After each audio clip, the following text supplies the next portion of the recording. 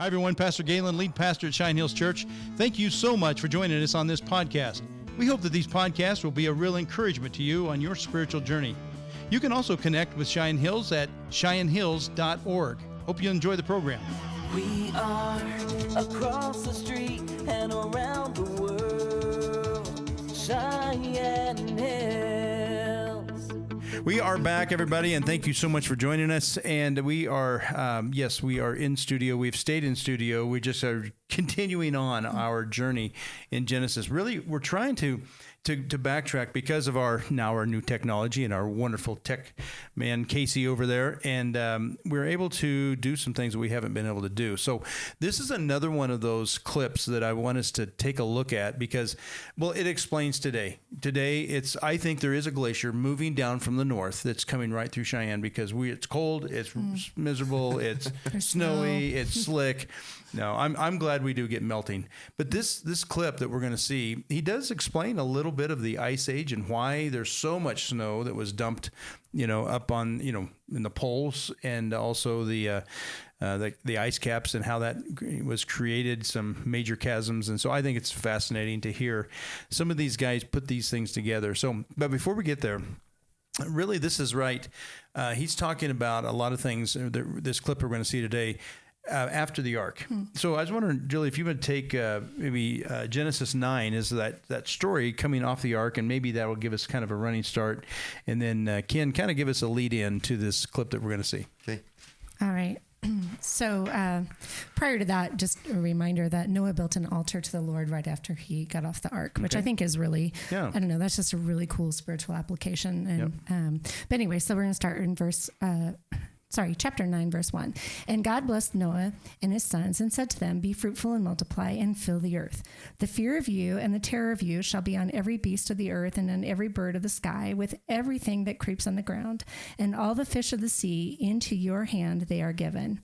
Every moving thing that is alive shall be food for you. I give all to you as I gave the green plant.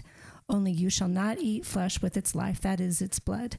Surely I will require your lifeblood. From every beast I will require it, and from every man's brother I will require the life of man.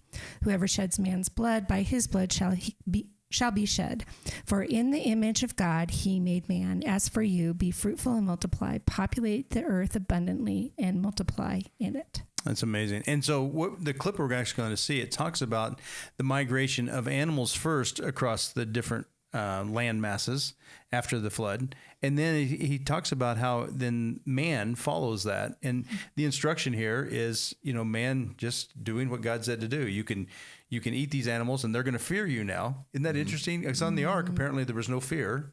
He removed that piece. It's like they weren't, probably a good thing. Yeah. And then, right, exactly. And then they get off the ark and it's like all of a sudden, okay, he put the fear back into the animals and say, okay, man, you can hunt these animals and actually use them for food as long as you drain the lifeblood, which is interesting. And then, and so man kind of follows, and in this dispersion, I guess you could call it, after the ark. So this clip has a lot to say about some of that dispersion. Just give us a running start with this clip. Who are we seeing here today? This is from the series is Genesis History, and this particular episode is entitled "What Was the World Like After the Global Flood?" and it features Dr. Kurt Wise. Okay, very good. It's an excellent clip. Take a look at this.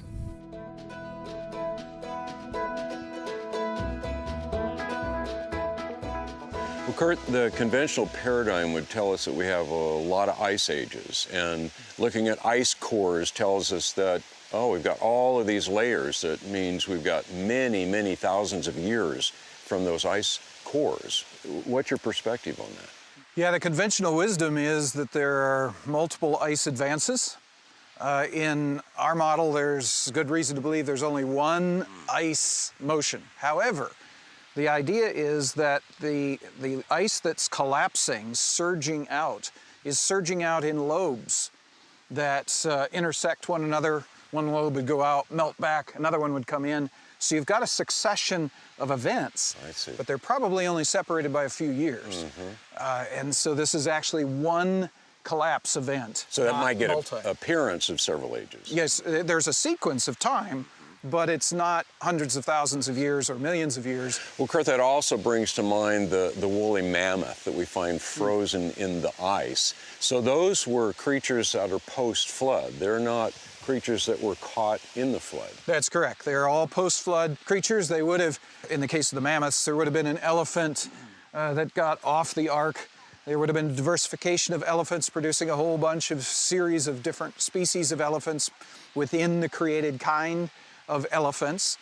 And one of those produced late in that process would have been a mammoth, a woolly mammoth. And they would have lived in Siberia and Alaska at a time, again, when the oceans were still somewhat warm. It's not as warm as right after the flood, but they've cooled down considerably, but enough to support a cold, temperate, or slightly warm, temperate climate of plants.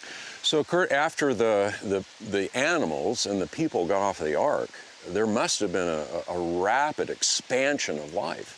Yes, the organisms getting off the ark were relatively few in number compared to the number of species that we currently have today. So one of the neat things I think is cool about the Arphaxadian epoch is that during that period, each created kind is going to diversify. You're going to have one species becoming hundreds, or even in some cases thousands of species in the few centuries following the flood. It's a wild and crazy period of time. At the same time, those animals are actually also spreading away from the ark. So they're following the coastlines and choosing a temperature that they like. They're crossing what is now water barriers because the ocean has been dropped because of the accumulation of ice. They're crossing oceans on rafts of vegetation still floating on the oceans after the flood and getting to the various places on the planet. By that point also, we have dropped sea level. It's a couple centuries has probably elapsed since the flood. Most animals have already reached all the distant locations on the planet, and now humans move out. So the apes get there first, then the humans.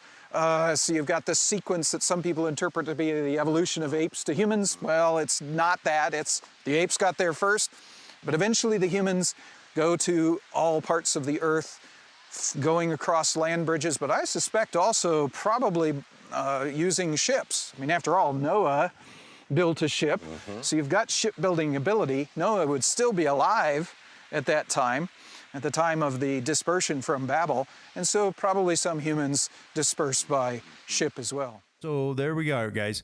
It gives us an example of the ice and how it moved around and how some of the things, maybe some of even those major trenches were cut.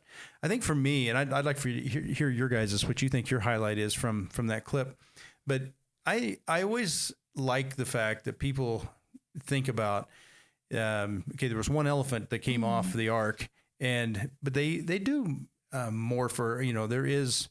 Not morph is not the right word, but there is evolution. It's just micro. It's not macro. It doesn't go from species to species. But there's a lot of difference in that picture between an African elephant and a woolly mammoth, wasn't there? But there's a lot of similarities too, obviously. So I don't know. I think that stuff's fascinating. That's what struck me. Yeah, but God allows microevolution for animals to be able to adapt to different environments. Exactly, and that's what the woolly mammoth was. Obviously, one of those that migrated to the ice and adapted. Climates. And people think that it takes a long time. I remember, this is going back to my animal science years, but in the we would observe the swine industry. We didn't raise hogs. We had cattle and mostly cattle, but had a few 4-H animals, hogs and sheep and stuff. And we would go to these farrowing houses, and I was on livestock judging, and I will tell you that how quick they can change the type, especially in the swine industry. They can change if they want a certain characteristic.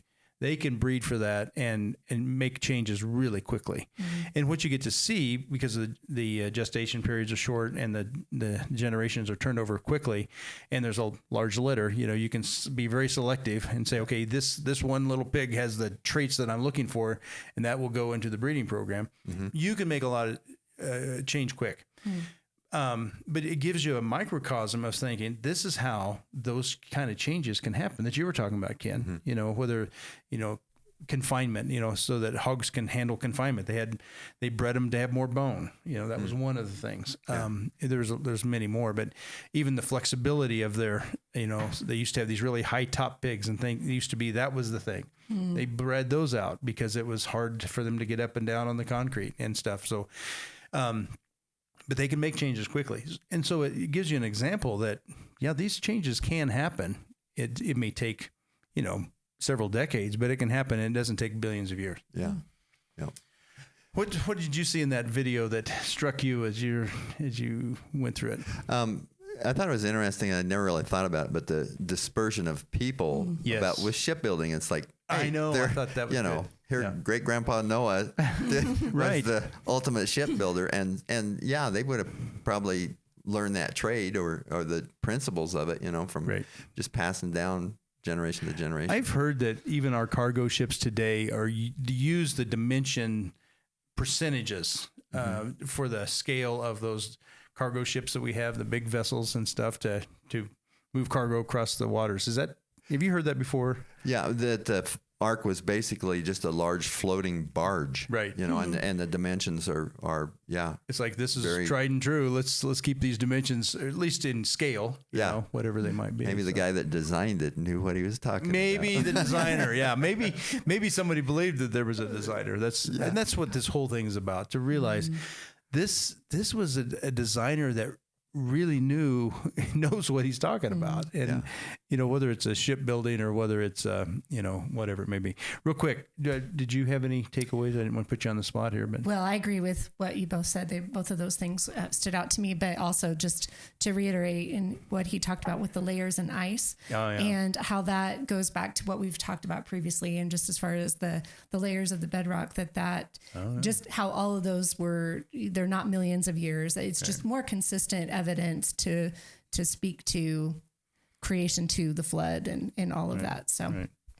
Well, I'm ready for our ice age to stop here in Cheyenne, and maybe some showers and rain, those kind of things, maybe some green grass. But for now, I don't know what day this is going to be airing, but hopefully by the time it airs, it will be spring again. That's what we're looking for. Hopefully so. Hopefully so. Well, I hope you've enjoyed this little jaunt back through Genesis. We've got one more that we'd like to take a look at, and so I hope you'll join us for next time. Thanks for joining us today.